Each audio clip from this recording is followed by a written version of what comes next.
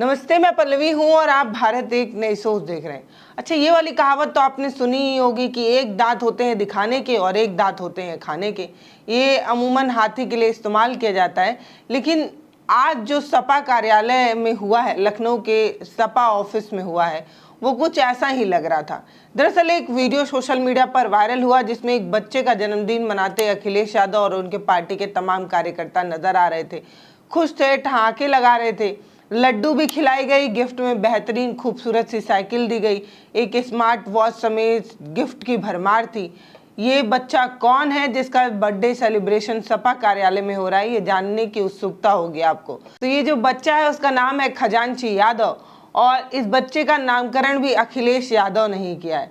जब इस बच्चे का जन्म हुआ तो उसका नामकरण करने की जिम्मेदारी अखिलेश यादव ने अपने कंधे पर ली और इस बच्चे का नाम जो है वो खजांची रखा और बड़े प्रेम से उसका बर्थडे सेलिब्रेशन सपा कार्यालय में मनाया जा रहा था। लेकिन ये सिर्फ और सिर्फ बर्थडे सेलिब्रेशन नहीं था, ये एक तरीके का पॉलिटिकल तंज था जो बीजेपी पर कसा जा रहा था एक बर्थडे सेलिब्रेशन के द्वारा। अब आप सोच रहे होंगे कि भाई साहब मना बर्थडे रहे थे, खुशी बांट रहे थे, इसमें पॉलिटिकल तंज कैसे हो गया? तो ये हम आपको बता देते हैं कि इसमें पॉलिटिकल तंज हुआ कैसे। दरअसल ये जो खजांची यादव हैं, इनका जन्म उस समय हुआ था जब पूरे देश भर में लॉकडाउन लगा था। लॉकडाउन की वजह से लोग जो है वो बैंकों में लंबी लंबी लाइनें लगाते थे, एटीएम के बाहर लंबी लंबी लाइनें लगाते थे और ऐसा ही खजांची की माँ को भी करना पड़ा था और वो बैंक में पैसा लेने के लिए लाइन पर लगी हुई थी। लाइन क्योंकि काफ़ी लंबी थी और काफ़ी समय तक उन्हें खड़ा रहना पड़ा था, जिसकी वजह से उनकी प्रसव पीड़ा शुरू हो जाती है और हॉस्पिटल जाने से पहले ही बैंक के अंदर ही इस लड़के का जन्म हो जाता है। और ये जो लड़का होता है उसका नाम खजांची रखा जाता है अखिलेश यादव की तरफ से। और ये बताया जा रहा है कि जब से इस बच्चे का जन्म हुआ है तब से लेके आज तक, जब से इस बच्चे का जन्म हुआ है तब से बताया जा रहा है कि हर साल सपा कार्यालय में अखिलेश यादव द्वारा इस बच्चे का बर्थडे सेलिब्रेशन किया जाता है और इसकी एक एक्सक्लूसिव तस्वीर दैनिक भास्कर ने शेयर की है। हर साल जब सेलिब्रेशन की कुछ तस्वीरें हैं उसका एक कोलाज बनाकर आपको स्क्रीन पर दिखाती हूँ, कोलाज बनाकर दैनिक भास्कर ने शेयर किया है। इसमें सिर्फ एक 2018 का जिक्र नहीं है क्योंकि 2018 में अखिलेश यादव जन्मदिन में नहीं मौजूद थे। बाकी अब तक अखिलेश यादव लगातार खजांची के बर्थडे में मौजूद रहे हैं और उनका बर्थडे सेलिब्रेट करते रहे। ये बर्थडे अपने आप में इसलिए भी खास था क्योंकि इस बर्थडे में लड्डू ही नहीं खिलाया गया, गिफ्ट में खूबसूरत खूबसूरत चीज़ें दी गई जैसे कि साइकिल, स्मार्ट वॉचेस, चॉकलेट्स और भी बहुत सी ऐसी चीज़ें थी जो खजांची को दिया गया। खजांची बहुत खुश थे क्योंकि उन्हें बहुत बेहतरीन और महंगे गिफ्ट मिल रहे थे। खजांची का ये भी कहना था कि उन्हें बहुत अच्छा लगा कि उनका बर्थडे सेलिब्रेशन इस तरीके से एक पार्टी कार्यालय के अंदर हुआ, लेकिन शायद वो मासूम सा बच्चा ये बात समझ ही नहीं पाया कि उसका बर्थडे सिर्फ सेलिब्रेशन नहीं, एक पॉलिटिकल तंज भी है जो अखिलेश यादव ने इनडायरेक्टली सरकार पर कसा है। अब बात दरअसल ये है कि उसका बर्थडे सेलिब्रेशन करते वक्त अखिलेश यादव ने एक प्रेस कॉन्फ्रेंस टाइप का किया जिसमें उन्होंने कहा कि ये जो बच्चा जन्मा है बैंक के अंदर, इसके लिए सबसे पहले बैंक को जिम्मेदारी लेनी चाहिए थी। बैंक को उसकी पढ़ाई लिखाई का खर्चा संभालना चाहिए था और बैंक ये काम नहीं कर सकता था तो कम से कम सरकार को ये काम करना चाहिए था, क्योंकि नोटबंदी सरकार द्वारा किया गया एक ऐसा काम है जिससे जनता को कोई खास फायदा तो हुआ नहीं, उल्टा जनता को इसकी मार जरूर झेलनी पड़ी है। नोटबंदी को लेकर अलग अलग तरीके की प्रतिक्रिया है। सरकार की तरफ से बार बार ये कहा जाता है कि नोटबंदी मील का पत्थर साबित हुई है। भाई साहब, नोटबंदी से नक्सली जो है वो रुक गए हैं, नोटबंदी से गलत तरीके के काम करने वाले रुक गए हैं, ये हो गया वो हो गया, नोटबंदी काला धन को ले आए, पता नहीं क्या क्या। लेकिन नोटबंदी का असल असर जो पड़ा वो कहीं ना कहीं उन तमाम छोटे दुकानदारों को पड़ा। अब इसको लेकर एक बात ये कही जाती है कि दरअसल डिजिटल रुपए से लेन देन जो है वो होने लगा है, फ़ोन पे, पेटीएम और ऐसे तमाम ऐप आने लगे हैं। लोग जो है वो कैश को कम ले जाते हैं और डिजिटल लेन देन ज़्यादा करते हैं। इस तरीके की चीज़ें लेकर ये बताया जाता है कि नोटबंदी तो भाई साहब अपने आप में सफल है।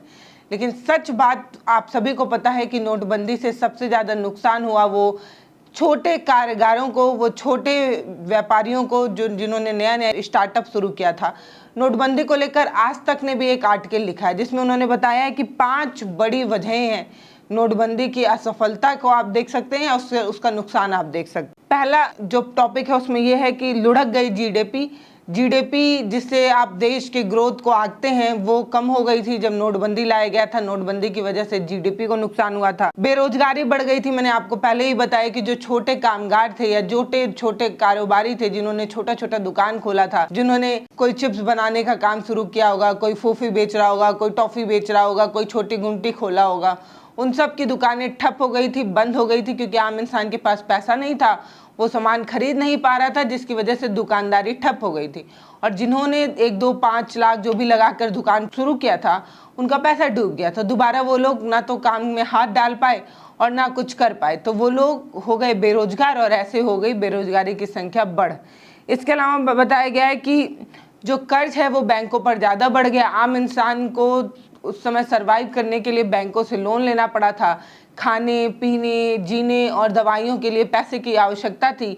और जो प्राइवेट जॉब कर रहे थे या संगठित जॉब में लोग थे, उनको ना तो नौकरी मिल पाई, ना तो उनको सैलरी मिल पाई। ऐसे में लोगों को बैंक से लोन लेना पड़ा और जिसकी वजह से बैंक पर लोन का कर्ज जो है वो बढ़ गया है। लोग जो है वो कर्ज ज़्यादा ले लिए। इसके अलावा एक बात कही जा रही थी सरकार की तरफ से, वो ये कि भाई साहब सरकार को बहुत पैसा मिलेगा, नोटबंदी जब आएगी तो काला धन एकदम वापस आ जाएगा, सरकार के खजाने एकदम पैसे से लबालब डबाडब टाइप भर जाएंगे। लेकिन ऐसा कुछ नहीं हुआ।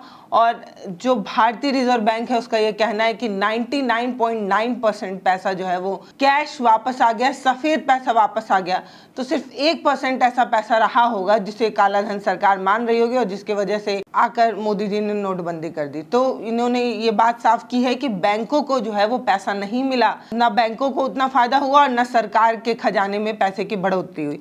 इसके अलावा लोग कह रहे हैं कि आम आदमी की जो सेविंग थी वो तक जो है वो चली गई और उसके बाद आज तक आम आदमी जो है वो सेविंग नहीं कर पा रहा है, उसकी सेविंग घट गई। इसका बड़ा कारण यही है कि लोगों ने उस समय बैंकों से लोन ले लिया था और अब उस बैंकों के लोन को कर्ज भरने में आम आदमी की पसलियां तक जो है वो टूट जा रही है। लेकिन इससे फ़र्क किसको पड़ता है? हम जो है वो सुनहरे भारत के सपने देख रहे हैं और उसी में मग्न हैं। अब नोटबंदी कितना सफल रहा ये अपने आप में एक बड़ा सवाल है, लेकिन हम आ जाते हैं बर्थडे पार्टी सेलिब्रेशन में। वो ज़्यादा ज़रूरी है। स्ट्रेस भाई साहब दुनिया में बहुत है, ऐसे में थोड़ा सेलिब्रेशन ज़रूरी है। तो आपको स्क्रीन पर वीडियोज़ नज़र आ रहे होंगे जिसमें बर्थडे मनाते अखिलेश यादव और ये बच्चा नज़र आ रहा होगा। तो ये जो बच्चा है उनके बारे में थोड़ा सा बता देती हूँ। कानपुर के सरदारपुरवा गांव निवासी सर्विदा देवी का ये बच्चा है, ये लड़का है। ससुराल वालों की प्रताड़ना से ये तंग आकर जो है वो अपने दूसरे जगह रहने लगे, अपने मायके आकर रहने लगे। और इनका मायका जो है वो आनंदपुर गांव में था और इसी आनंदपुर गांव के एक बैंक में इन्होंने एक बच्चे को जन्म दिया। और जन्म दिया था 8 नवंबर 2016 में। आप सभी को पता है कि 2016 में नोटबंदी हुई थी और खजांची का जन्म जो है वो 8 नवंबर को हुआ था। तो 8 नवंबर 2016 को खजांची का जन्म होता है और तभी से लेके आज तक उसके जन्म को पूरा पॉलिटिकल एंगल लेकर देखा जाता है। बाकी खजांची को जन्मदिन की बहुत सारी शुभकामनाएं। वो मासूम बच्चा अपनी ज़िंदगी में बहुत बेहतर कुछ करे, इसकी हम दुआ करते हैं, प्रार्थना करते हैं। बाकी उन्होंने ABCD सुनाई जिसमें से एक अल्फ़ाबेट वो खा गए, शायद भूख लगी होगी। बाकी एक कविता भी उन्होंने अंग्रेजी में अखिलेश यादव को सुनाई। लोगों ने ताली बजाकर बच्चे को उत्साहित किया, प्रोत्साहित किया। इस तरीके के कंटेंट आपको कैसे लग रहे हैं वो आप हमें ज़रूर बता सकते हैं। बाकी आप कोई सलाह हो, कोई सुझाव हो, वो भी आप हमें लिख के ज़रूर बता सकते हैं। बहुत बहुत धन्यवाद ये वीडियो देखने के लिए। आप चाहें तो वीडियो को शेयर भी कर सकते हैं। हमारे चैनल को सब्सक्राइब ज़रूर करिएगा। बहुत बहुत धन्यवाद।